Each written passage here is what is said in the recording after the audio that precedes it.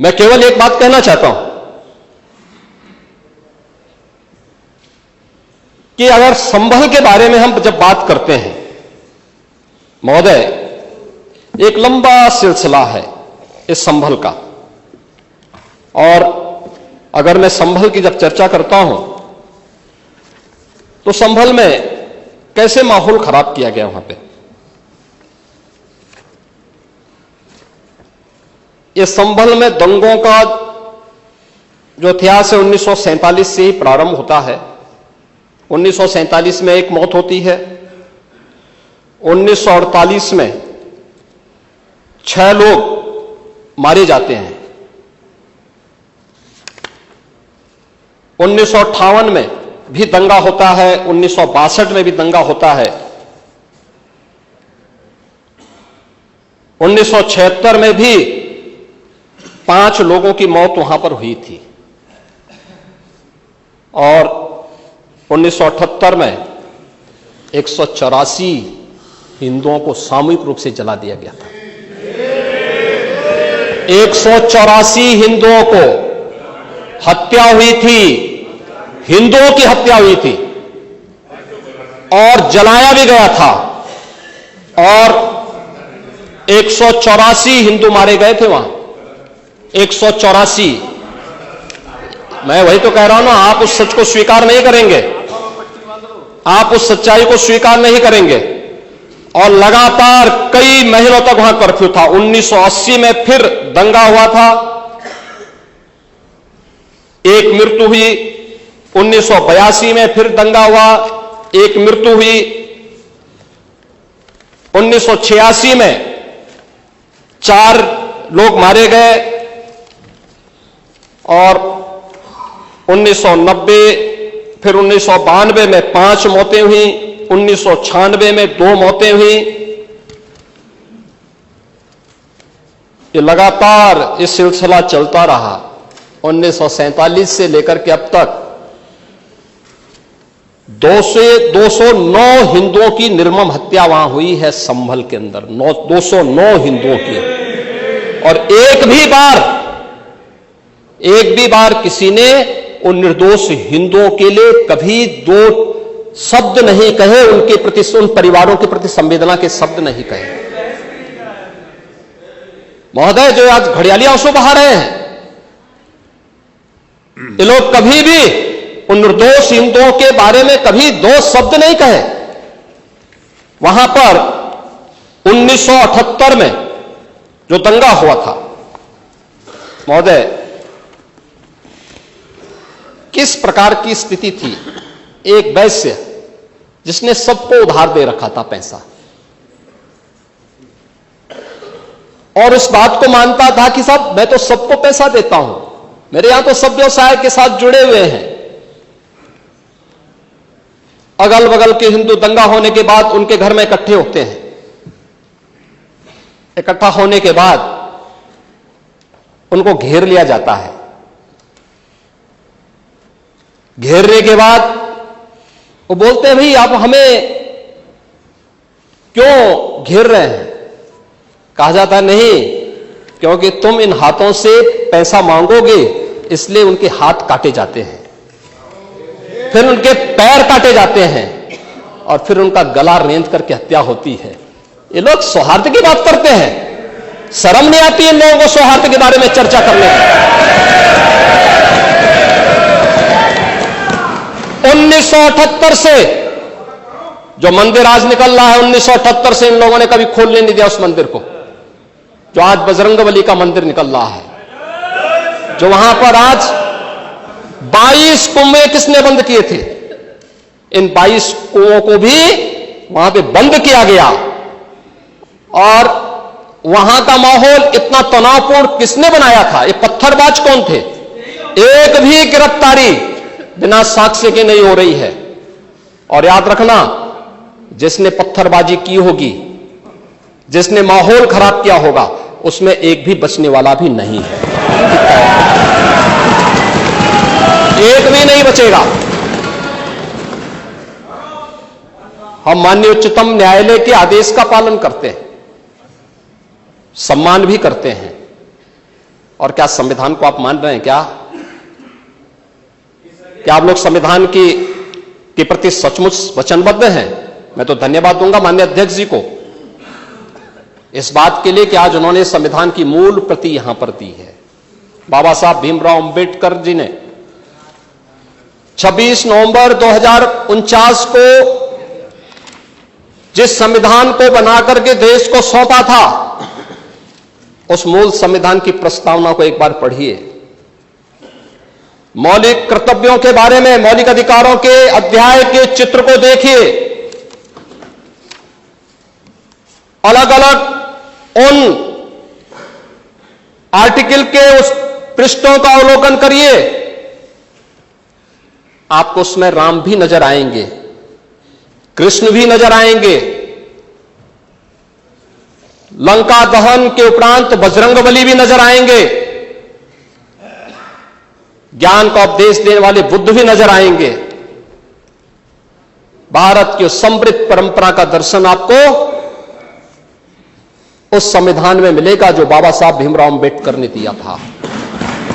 लेकिन उस मूल संविधान में कहीं भी धर्मनिरपेक्ष या पंथ निरपेक्ष या फिर समाजवाद शब्द नहीं है, और ये आप सबकी आंखों को खोलने वाला होना चाहिए। आप लोग संविधान में बदलाव की बात करते हैं। जिन लोगों ने संविधान का गला घोंटा, उनका पिछलग्गू बन करके केवल सत्ता हथियाना चाहते हैं, जनता की आंखों में धूल झोंकना चाहते हैं। ये नहीं हो सकता, ये देश आपको नहीं करने देगा, और वह प्रति आपको दी गई है, आप उसका अवलोकन करिए। और मैं नेता विरोधी दल को इसलिए बोलना चाहता हूं, बुद्ध ने करुणा और मैत्री का संदेश उस कालखंड में दिया था जब विदेशी हमले होने शुरू हो गए थे।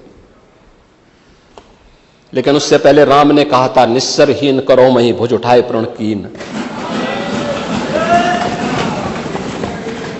उससे पहले भगवान कृष्ण ने भी कहा था, परित्राणाय साधूनाम विनाशाय च दुष्कृताम। और हम तो राम और कृष्ण को ही मानते हैं, बुद्ध पर विश्वास करते हैं, उन्हीं को आदर्श मान करके हम लोग कार्य करते हैं। शासन पद्धति एक भी इंच इधर उधर नहीं करते उसके बगैर। और इसीलिए मैं आपसे कहने के लिए आया हूं, संभल की घटना या कुंदरकी की जीत, जैसे ही आपके खटाखट की असलियत सामने आई, जनता ने कहा सपा चट। उपचुनाव में 9 में से 7 तो भारतीय जनता पार्टी और एनडीए गठबंधन जीता है। और यही नहीं, सीसामऊ और करहल, याद करिए 2022 में समाजवादी पार्टी ने करहल में 70,000 से लगभग 67,000 से जीती थी। इस बार वह मात्र 13-14 हजार तक आ गई है। वो भी चच्चू थोड़ा वहां पे कृपा कर लिए, नहीं तो वहां भी सपा चढ़ तय था। अगली बार होगा, अगली बार होगा चच्चू। अरे आप चिंता मत करिए, देख लेना अगली बार कुछ नहीं रहे, बहुत ज्यादा रहे। अगली बार सीसामऊ में भी बाल बाल बच गए, और इसलिए इस बौखलाहट में कि कुंदरकी में लोगों को अपनी जड़ें याद आने लग गई हैं। अब आपने देखा होगा उन लोगों के वक्तव्य को, डिजिटल मीडिया में थोड़ा अवलोकन करिए और देखिए वहां पे जब लोग चिल्ला चिल्ला के बोल रहे हैं कि इन विदेशियों से पिंड छुड़ाना है, क्या बोल रहे हैं लोग, सबको अपनी जड़ें याद आने लग गई हैं। और मुझे लगता है जिस दिन इकबाल महबूब जी को भी अपनी जड़ें याद आएंगी, वह भी फिर यही बात बोलेंगे जो इधर के मान्य सदस्य कह रहे हैं। महोदय, मैं उनसे कहूंगा कि एक बार बाबरनामा का जरूर, बाबरनामा को जरूर पढ़ें।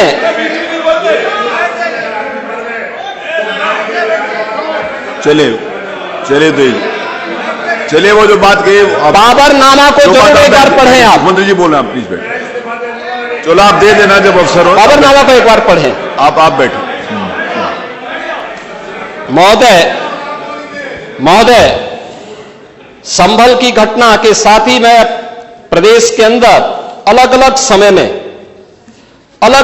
में जो दंगे अलग अलग समय में हुए हैं, 1972 में आगरा में दंगा हुआ, 19 लोग मरे थे। आजमगढ़ में 1972 में दंगा हुआ, 3 लोग मरे थे। बहराइच में 1973 में दंगा हुआ, 1 व्यक्ति की मौत हुई थी। गोंडा में 1973 में दंगा हुआ, 1 व्यक्ति की मौत हुई। प्रयागराज में 1973 में एक दंगा हुआ, 2 लोगों की मौत हुई। मेरठ में 1973 में दंगा हुआ, 8 लोगों की मौत हुई। आगरा में फिर 1974 में दंगा हुआ, 1 व्यक्ति की मौत हुई। पीलीभीत में 1974 में दंगा हुआ, 3 लोगों की मौत हुई। कानपुर में 1975 में दंगा हुआ, 2 लोगों की मौत हुई। मुरादाबाद में 1976 में दंगा हुआ, 3 लोगों की मौत हुई। बहराइच में 1976 में फिर दंगा हुआ, 3 लोगों की मौत हुई। बुलंदशहर में 1977 में दंगा हुआ, 2 लोगों की मौत हुई। वाराणसी में 1977 में दंगा हुआ, 8 लोगों की मौत हुई। मुरादाबाद में 1978 में दंगा हुआ, 19 लोगों की मौत हुई। अलीगढ़ में 78 में दंगा हुआ, 21 लोगों की मौत हुई। ये लगातार